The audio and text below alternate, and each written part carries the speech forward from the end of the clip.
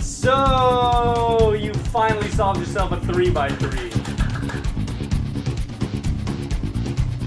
And after solving it a few more times, you decided, meh, this is pretty boring. After trying to beat the 1 minute mark for another hour, you decided you were screwed.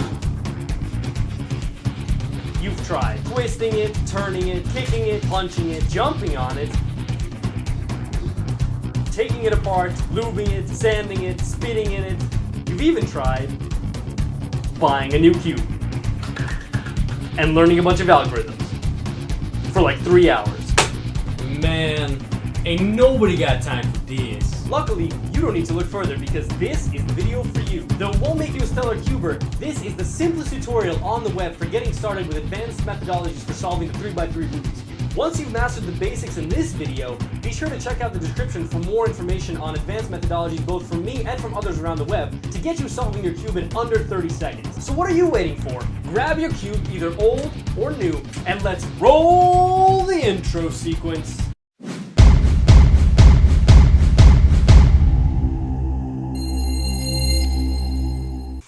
What's up, cubers? Welcome to the most anticipated and requested video on this channel, the intermediate tutorial for the first 2 layers of the 3x3 Rubik's Cube. Okay, so before we hop into this video, I want to make a couple of disclaimers just to make sure that you're in the right place and you know how to navigate this video and how to use it most effectively. Alright, so first of all, before you hop into this tutorial, make sure you actually understand how to solve the 3x3 Rubik's Cube. You need to be very proficient with the actual cube and understand how to solve it in about under 2 minutes, I think, before you are prepared to actually take on the intermediate strategies that I'm about to show you in this video. That means that for those of you who just followed along with my basic tutorial and just got it solved in one go without actually, solving it over and over and over again and getting pretty proficient with how this works, you might want to go back and recheck my newest tutorial on the just basics of the first 2 layers of the cube, which not only teaches you how to solve it from start to finish, but also kind of explains all of the thought processes that go into solving the first 2 layers, which is really important to know before you hop into an intermediate tutorial like this.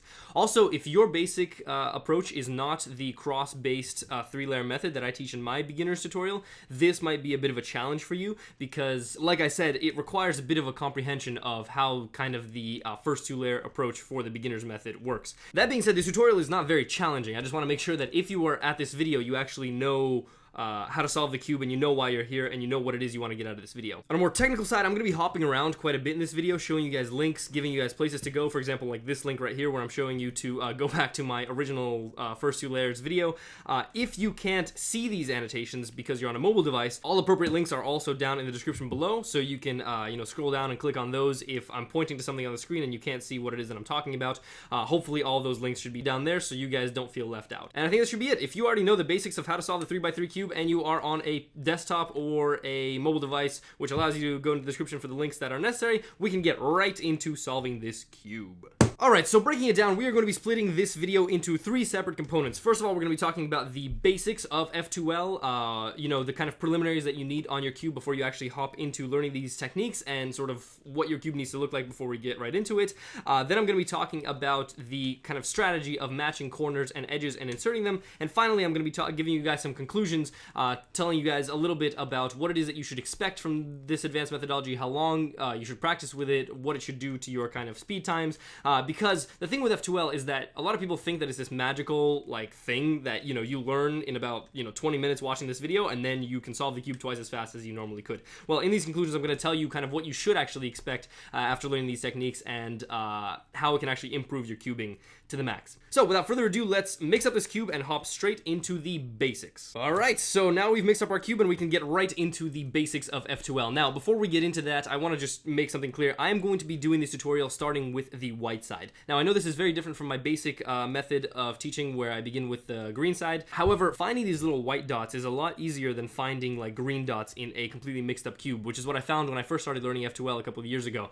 I found that doing it with green was very, very challenging, and so the white is actually a huge game changer, especially for a beginning F2L solver. So unless you're very proficient with solving the cube, or you already begin on the white side, I actually recommend that you pause this video and just practice for a little bit, maybe even like 10 minutes, solving your cube starting with the white side first, because it is a bit of a mental shift to make. I had to, spend some time actually getting into it, and only after you do that, you should come back to this video. You can, of course, begin with a different color. It might just be a little bit more difficult to follow along with this video, and the results might not be as great as I said, but just to give you guys a fair warning, I am going to be beginning on the white side for this tutorial. Okay, and now, like I said, this tutorial is the F2L tutorial, the first 2 layers. So the main idea behind F2L is that your cross is already built, right? And instead of popping in the corners like we do in the basic method and then popping in the second layer edges here, what F2L allows us to do is it allows us to actually insert the corner and the edge piece in at the same time. So imagine you have your white cross here, right? And you need to insert this, say, green-orange corner right here, and then this green-orange edge. Well, what we do is we actually match up the green-orange corner and edge first, and then we insert both in one single go as one single piece, which dramatically decreases the time we need to spend on the overall first 2 layers of the cube. So, because I'm focusing on F2L in this video, I'm actually not going to be talking about the cross or any advanced methods on that in this video. So in order to not waste more time on this, I'm just going to really quickly build out the white cross, and then we'll move on to the next component. All right, so here we have it. We have the white cross complete, and we are actually now ready to build our first 2 layers. Now, one final mental shift that you'll have to do is, unlike the beginner's method where we build this up with the cross facing up, the remainder of this tutorial will be with the cross facing down. Now, part of the reason of this is that for speed solving Rubik's Cubes, you want to do as few turns as possible, and in fact, most speed cubers will begin with their bottom color facing up and will hold the cube in this position the entire way through. Even when they're building the cross, the bottom color will always be facing up, and they'll build the cross down here on the bottom and put in the kind of first 2 layers here, and then build out the top here without having to rotate the cube, because rotating the cube takes up a long time. I mean, if we're trying to cut our times down to about 10-15 seconds, this kind of rotation that takes even like 3/4 of a second is a huge time sink. So you want to try and rotate the cube as infrequently as possible when you're doing advanced solving techniques, and that's why F2L actually begins with the cross facing down. And the reason for that is that what we're going to be doing is we're going to be using this top layer here that we don't really care about at the moment to actually build our pairings, and then we're going to be taking those pairings and inserting them into the correct locations to actually build out our F2L. All right, so that's it for the basics of F2L. If you guys understand all of that and are ready to move on, let us move on to the basic edge pairing and insertion methodologies that are at the heart of the F2L method.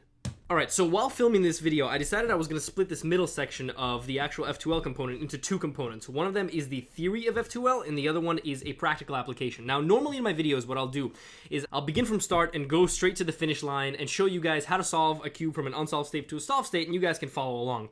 For F2L, though, you really need to kind of understand the theory before you can go into actually applying it to your own cube. So this first part is just going to be about the concepts that are required to actually build your F2L pairs. I'm going to be skipping around. My cube is going to be changing all over the place. I'm going to have links all over the place to kind of help navigate you around, but this portion of the video is not necessarily meant to be followed along with your own cube. Now, for the practical session, we'll actually take the cube that you're holding and then try and solve it step by step, and I'll kind of show you how to apply all of the theory together into a single cohesive solution plan as you go through this. But like I said in the beginning, this is no algorithms. This should be very straightforward. It's just to explain to you guys exactly how we go about building these kind of edge corner pairings. All right, so at the core of F2L are 4 very simple steps. 1 is setting up the corner, 2 is setting up the edge, 3 is aligning the corner and the edge, and 4 is connecting and inserting the pairing. And that's it. It's extremely straightforward. And even though this might seem like a lot, as soon as I show it to you, I think it'll click really quickly. So here's the idea. Because we are building these pairings and inserting them here, clearly the corners that we're looking for are corners with a white piece to it, right? We're looking for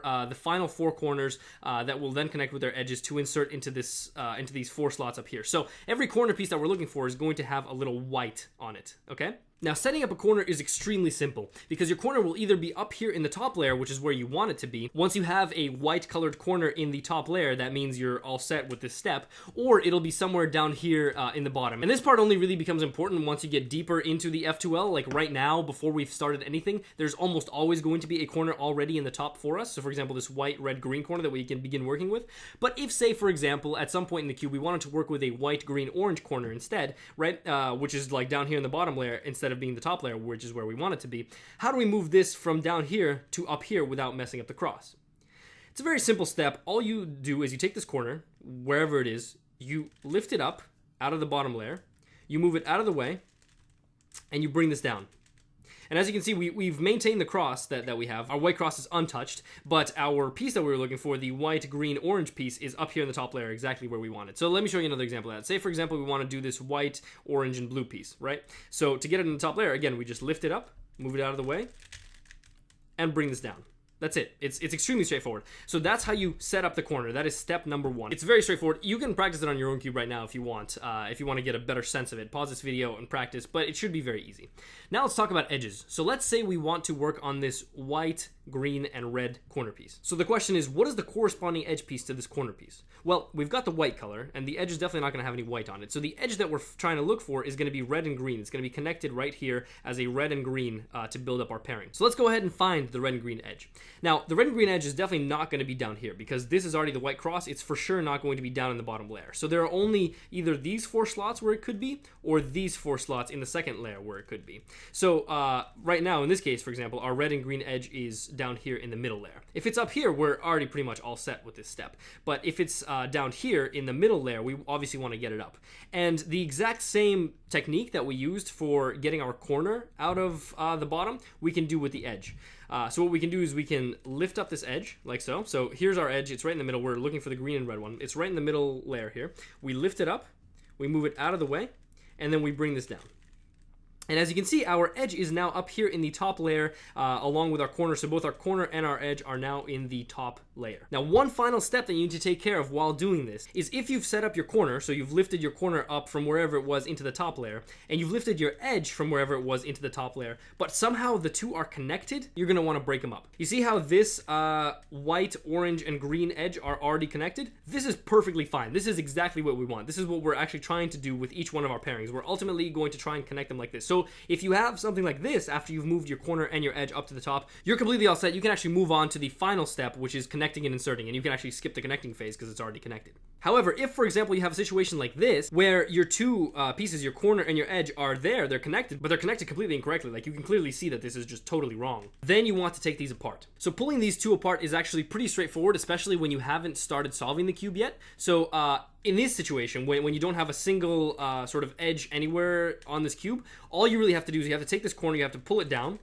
you have to move this edge out of the way, and then you just lift this up, and that's it. It's a very simple decoupling of these two things. So let me show you that again. So you see how they were connected? We just move this out of the way, move the edge out of the way, and lift this up, and that's how you very easily decouple the edge piece that you have. Now let me show you another example of something that's a little bit more scary. Okay, so check this situation out. So you have the same issue where your green, red, white corner and edge kind of don't really match up at all. So they're connected, but they're not matched up. But every single one of your other F2L pairs have already been inserted. You would technically want to follow along with the same idea. You want to bring this down, move this out of the way, and lift this up. But as you can see, if you do that, you've actually destroyed this blue-red pairing that you had built over here. So as you can see, wherever we lift this down, right, that's going to pull up the opposite side. So if we're trying to decouple this thing, right, and we bring this down to do that, the opposite side obviously is going to come up just by nature of this move that we're making. We're bringing this down and we're bringing up this pair right here. And so what happens if we try to move this out of the way and then lift this back up, we've just completely destroyed this pairing over here. So that's not something that we want at all. So instead what we're going to try to do is we're going to try to break this up without actually ruining anything. So since we know that the opposite side is going to get pulled up when we make this move here, right? What we need to do is we need to make sure that nothing in the opposite side is going to be harmed. And as you can see, this is going to get harmed, this is going to get harmed, and this is going to get harmed, but we're guaranteed that there's at least one slot which is currently being unused into which this is ultimately going to go. This slot is being unused, it's just got garbage. So we can actually use this as our little garbage piece when we're decoupling these two. So in the situation where you're trying to decouple an edge and a corner piece, right, and you've got 3 or 2 or whatever of the pieces already built, you want to make sure that you rotate this top layer in such a way that when you go ahead and decouple these, like so, the thing that you lift up from the other side is garbage. It's something that you don't really care about. So here I've essentially put this corner over here on the other side of this garbage piece, and that way when I bring it down, like so, the garbage piece comes up, so I can just move this out of the way, lift this up, and even though I've broken the garbage piece, I've not touched any of the other components, and these two are now effectively decoupled. So that's it. Ultimately, after fulfilling these two steps, setting up the corner and setting up the edge, you should be completely all set. You should have a corner and an edge up here in the top layer. Their colors should be matching. So if you've got a green-red corner, you've also got a green-red edge, and they should be decoupled. So if the corner is here, the edge can only be right here or right here. It can't actually be connected to this corner. And that fulfills the first two steps. So from this point on, we're actually going to move on to the third step, which is when we align the corner and the edge up here in the top layer. Alright, so at this point, things get a tiny bit more complicated because depending on how these are arranged and how these are rotated, you have to follow along with a different kind of approach. So once you finish the first two steps, right, once you've gotten both the corner and the edge up in the top layer, they're decoupled and they're ready to go, there are three possible situations that can occur. And I'm going to cover all three of these, case 1, case 2, and case 3 in these different components of the video. So if you want to skip along to either of them or move around or whatever, they'll be right here for you for your convenience. Each of these has a bit of a different approach to these last two steps, the aligning and the connecting. So for each of these cases, I'm just going to show you how to align them and then how to connect and insert. So I'm going to show you steps 3 and 4, kind of like I went through steps 1 and 2 kind of together. I'm also going to show you steps 3 and 4 for the three different cases that you could possibly encounter. So here we have a mixed up cube, and we have case 1, where we've got the white, orange, and green corner up with the orange and green edge. They're both in the top layer and they're both decoupled. So that means we finished the first two steps for these colors at least. So there are three possible locations where this white piece on your corner can be. It can be either over here on the left, it can be over here on the right, or it can be on top. Now, case 1 concerns itself with when this white piece is on the left or when it's on the right, okay? And then here's your edge piece over here, the green-orange edge piece. Now, to make things just a tiny bit more clear, I've actually made a little sleeve for my cube so I can isolate the two little pieces that I'm talking about. I don't think you actually need one of these, but if you really want one, I have a link to the PDF where you can download this for free and cut it out for yourself down in the description just from my website. And this sleeve kind of helps you, eliminate all the other colors that might get a little bit confusing and just focus on the corners and the edges that we're trying to, figure out here. So case 1 happens when this white piece is either on the left or on the right. In my case, it's on the left. And your edge piece over here, it's either on the right or on the left side, doesn't really matter. But if you're looking at the cube from the top, these two colors are opposite, okay? So if these are both green, that would be case 2. But if these are opposite, so one is green and one is orange, this is case number 1. If this was orange and this was green, it would also be case number 1. So essentially, if your white piece is either on the right or on the left, like this, and looking at the top, your edge and your corner piece have opposite colors on top, this is case number 1. All right, so the tricky thing about case number 1 is that this is the only case where it actually matters where this edge piece is relative to the corner based on how the corner is oriented, okay? Now let me explain what that means. This edge piece can either be over here on the right or it can be over here on the left, right? It can be on either of these two sides. Now, it might get a little bit tricky here to determine which of these is actually correct. So the way I like to remember it is if you're looking at the white piece here, so you hold your cube such that you're looking at the white component of your corner, the edge piece should not be on the opposite side of this white piece. So in this case, for example, this is the wrong configuration. Because we have our white piece looking at us here, and this color is opposite of this color, this configuration is not correct, okay? The opposite side of the white should not be where your edge is. So this edge actually needs to be moved over here to the left side, all right? Question, how do we do that? Well, it's pretty straightforward, actually. In the same way that we did the decoupling of the edge, and again, make sure that you orient your cube like correctly so that you don't mess up any of the other stuff you've been building on. In the same exact way that we decoupled the edge from the corner, we just want to move this corner out of the way. We want to turn the top layer so that this edge piece ends up where we want it to be, and then we lift this back up. Okay, so now if I put on my other sleeve, my kind of mirror sleeve here, so you can see from the other side, I've got my corner here, okay? I've got white, orange, and green. The white piece is looking at me, and the other edge piece is not here. It's actually over here, which is correct. Cool, so we've got our corner. These two are opposite colors, and our edge piece is not on the opposite side of this white color, okay? If this is your setup, you are ready. You are all set. You finished step 3 of alignment, and now you just need to connect and insert. Now, this is the part that's going to completely blow your mind, I think. So you've got this corner piece, right? You've got white, orange, and green. The first step is you want to move this corner along the top edge until it happens to be between its two colors. So between the orange center and the green center, right? It can't be here, obviously. It can't be here. It can't be here. This is the place for it. So you've got the green center here, the orange center here, and you've got the white, green, orange corner piece here. And if you've done the setup correctly where this edge piece is not on the opposite side of the white here, okay, so if you've got this setup correct, it is extremely simple now to connect and insert this corner with this edge into this piece here. And let me show you how you do that. So you've got your corner piece, you've got your edge piece, And even if this is mirrored, even if like your corner piece is here and your edge piece is here and they're still correctly lined up, it's just the same move, just mirrored. And I'll show you just in a couple seconds what that looks like. But essentially what you do is you have this orange piece of the corner here, and you've got the orange piece of the edge. What you do is you lift this up to connect those two colors together. And as you can see, what that does, that actually makes your little pairing here, right? It builds the little pairing for you. So here's your cube. You've got your cross on the bottom. You're looking at the corner. You've got the edge over here. You lift this up to connect those two colors together. You turn the top layer just to connect these two whites together. And then you bring this back down. And oh my God, that's it. That's all it takes. It's just an extremely simple move. Just an extremely connect, bring down, and you've actually completed your first F2L pairing. And that's it. That's how you solve case 1. Let me just show you really quickly what the mirror of this looks like. So here is the, like I said, mirror situation of this case. You've got your corner here, right? You've got your white, green, and orange corner. You've got your green and orange edge piece, and these two colors are opposite. Now, on the other side of this white component is not where your edge is, so you're good to go. So this is the correct setup.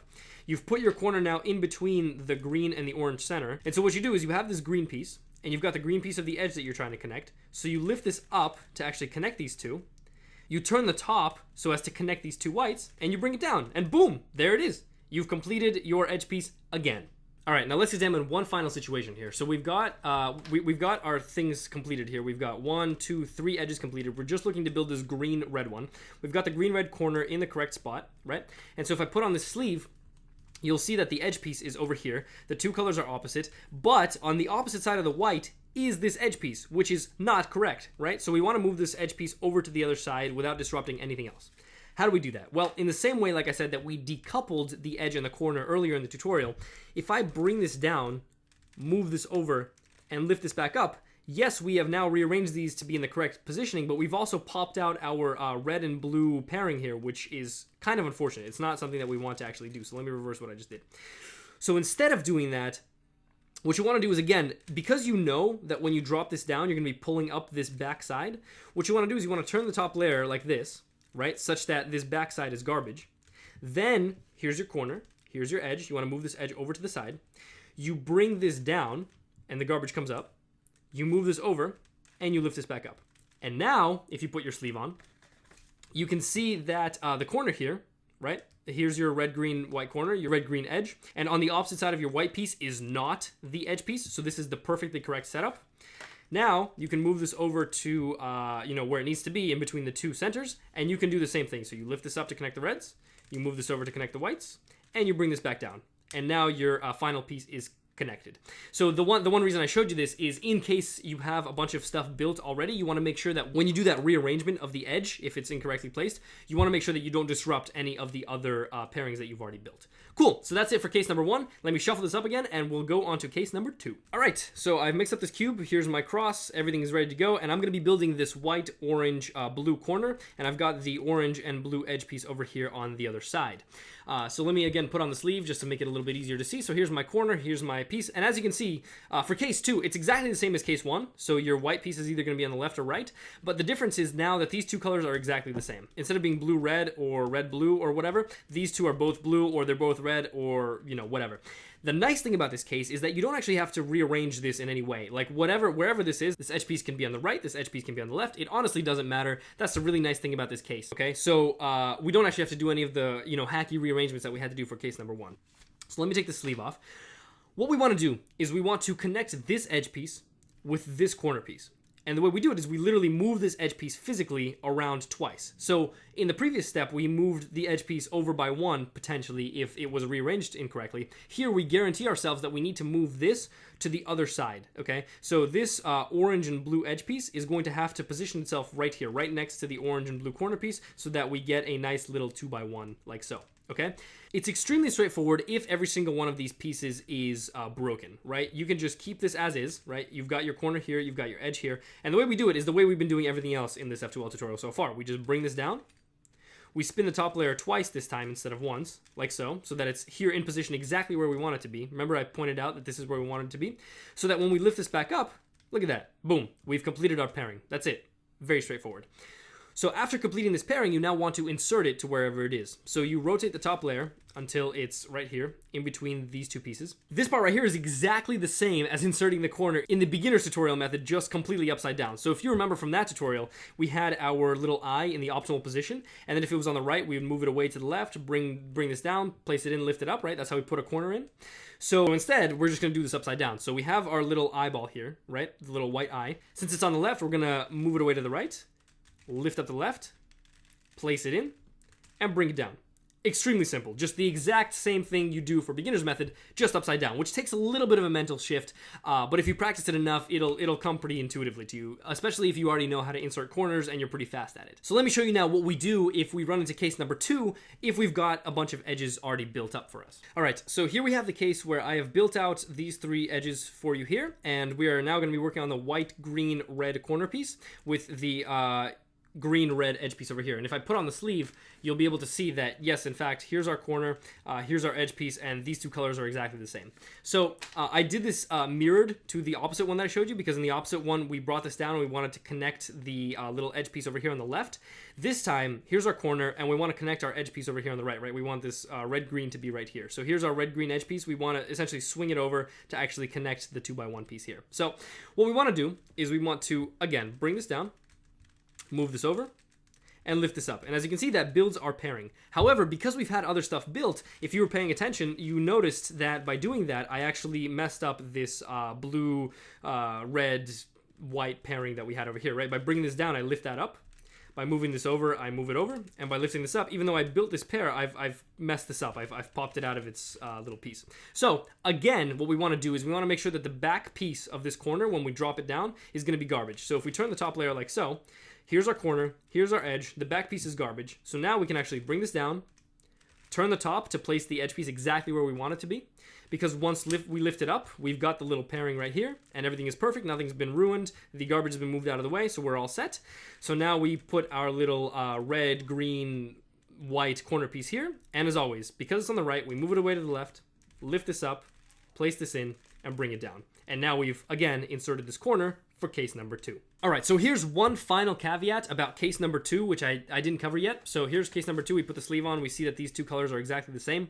One thing that you need to notice is that when you bring this piece down, you want to make sure you don't bring it down white side down, like so, okay? Because if you do, when you swing this around, the white side, when it lifts back up, it's going to reconnect with the edge completely incorrectly, right? So you can imagine that, like, say, if I was to bring this piece down and take this, so I have my white, green, red corner piece here, and I have my green and red piece here, right? If I bring this down and I swing this around twice, and I lift this back up, you see that the white piece connects with this green piece instead of, you know, how it's supposed to be. So this is completely messed up. So I'm going to reverse what I just did.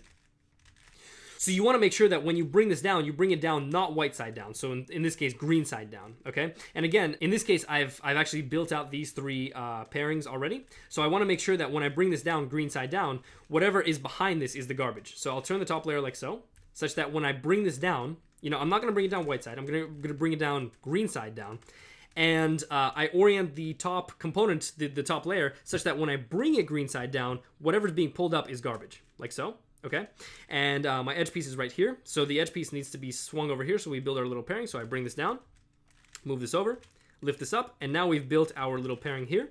So as usual, we put it in between the red and green centers. It's on the right, so we move it away, lift it up, place it in, and bring it down. All right, so now we've gotten to the most exciting part, the part that you've all been waiting for. Just kidding, only I've been waiting for it because I love this case. This is the 3rd and final case of the F2L kind of possibilities once you get the corner and the edge up top and disconnected.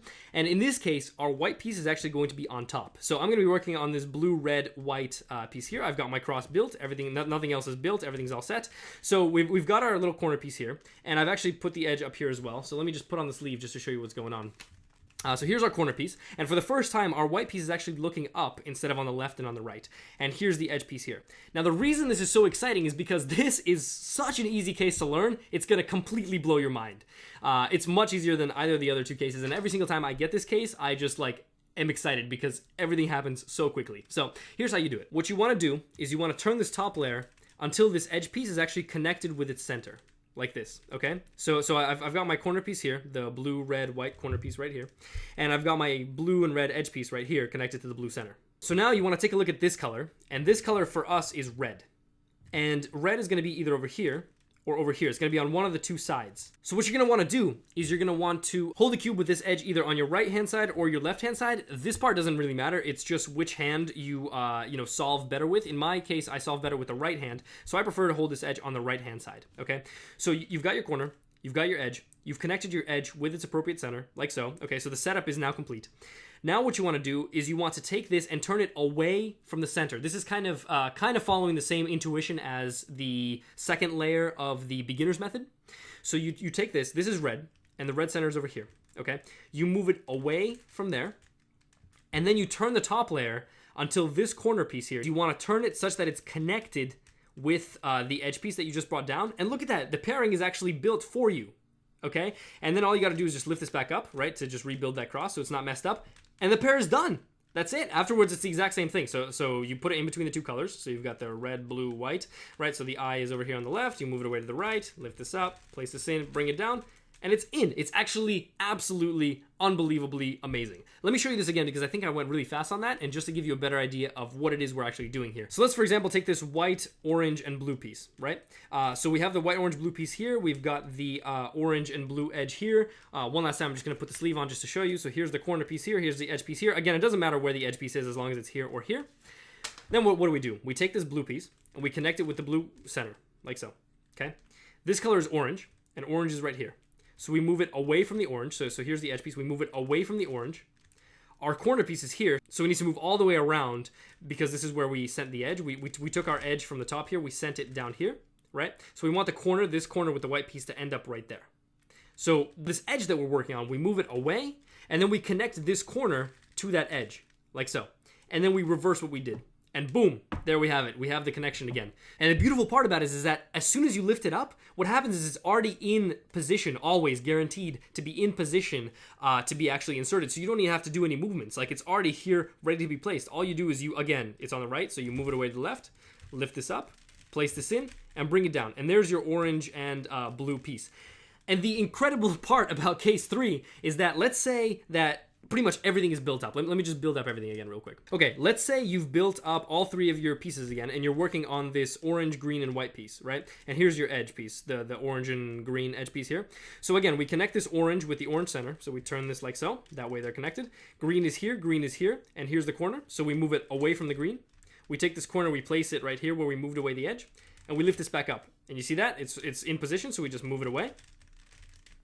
Lift this up, place this in, and bring it down. And the beauty is this doesn't disrupt any of the other corners. You literally don't have to worry yourself about any of the rest of the cube. It's extremely straightforward. You just move it away, connect it, lift it up, and bring it in. I don't know if you guys can tell, but I'm super excited because this is absolutely by far my favorite case.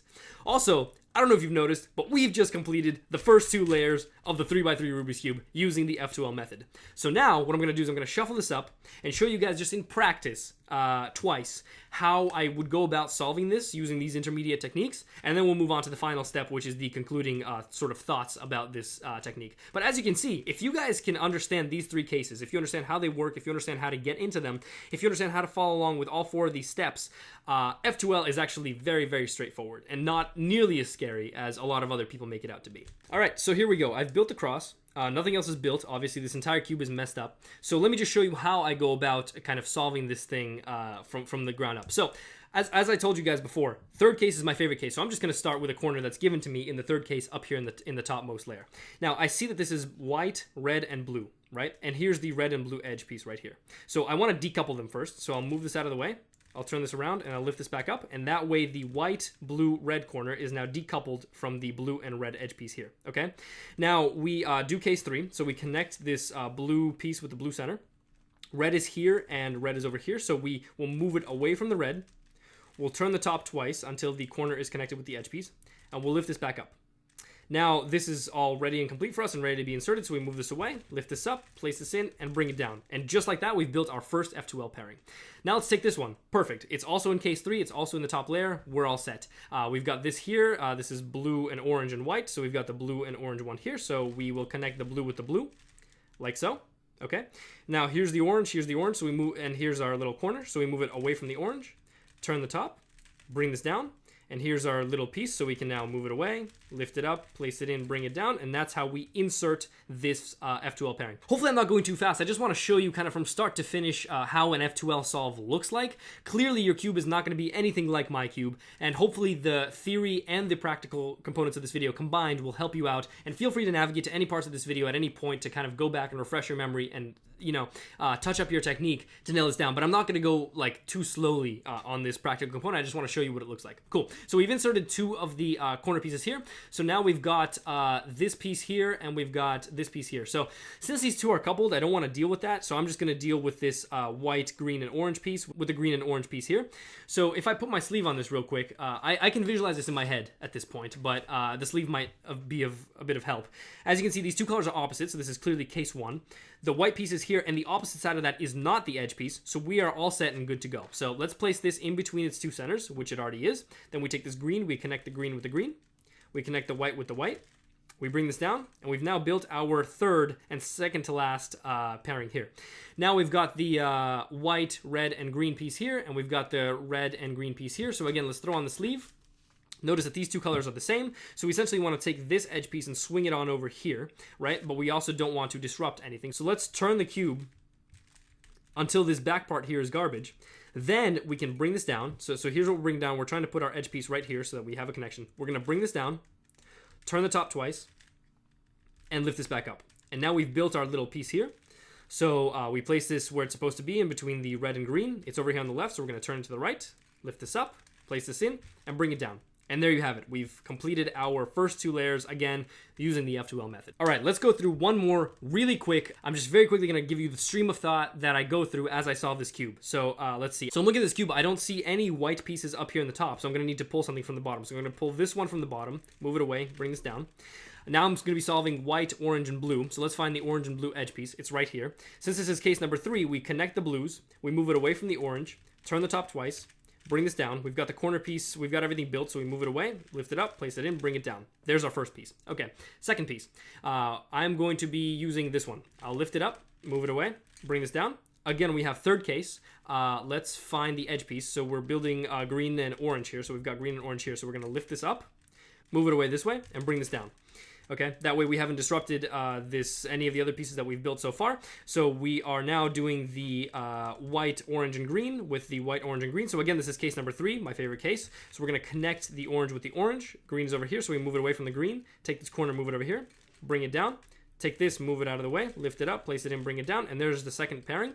Now we have this white, red, blue corner piece here, and we've got the red and blue edge piece right here, okay? This is case number 1. Luckily for us, the white side on the opposite of that is not our edge, so everything is set up correctly. We move it in between the red and blue centers, and then we connect the reds, connect the whites, and bring it down. There's our third piece, and now we want to build the fourth piece. So we have it down here, so we'll lift it up, move it away, and bring it down.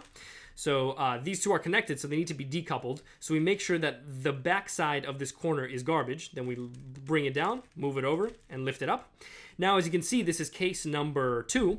So what we need to do is we need to bring it down, not the white side, but the green side down, and make sure that the back of that is garbage. So we're going to turn this around, like so that the back side of this drop down here is going to be garbage. Then we drop it down, turn the top twice to place it where it needs to be, and lift this back up. And now we've built our pairing here, so we're going to insert it. So it's on the right, move it away, lift it up, place it in, bring it down, and now we have again built the first 2 layers of the 3x3 Rubik's Cube. Alright my friends, now before I wrap this tutorial up, I just want to make one thing very clear. The F2L techniques shown in this video might be very easy to learn. You can very much skip around this video, find the pieces that kind of fit your case on your cube, try and learn them, watch this video over and over and over again, figure out these basic techniques. They should be very straightforward. You don't have to memorize anything. You just have to, feel comfortable with the 3 cases, feel comfortable with exactly how everything moves, make sure you don't break up any of the edges, make sure everything is correct, and that takes quite a bit of practice. For me, teaching you guys here, it's very simple because I've been practicing F2L for several years now, but when I first learned the F2L method, it took me at least 2 weeks before I could even get it back down to the times I was making on my beginner's method. On my beginner's method, I was making, 45 seconds, 50 seconds, maybe even 40, 35 seconds, whatever. And when I first started F2L, I was doing like 2.5 minutes, 3 minutes, like 2 minutes. It was so difficult because I couldn't find the pairings. I couldn't connect them in time. I kept moving the cube around. I kept getting lost. I kept messing stuff up. And so the key point that I want you to take away here is that though this is pretty easy to learn, it's going to be kind of difficult to master, which is why my approach to these videos is to make an intermediate tutorial first to teach you the basics, the fundamentals, so you understand kind of the theory behind all of this. And then later on, I will release an advanced tutorial with a bunch of shortcuts, with a bunch of algorithms, things to really, really speed up your F2L game. The reason I do this is because this stuff takes a little bit of practice.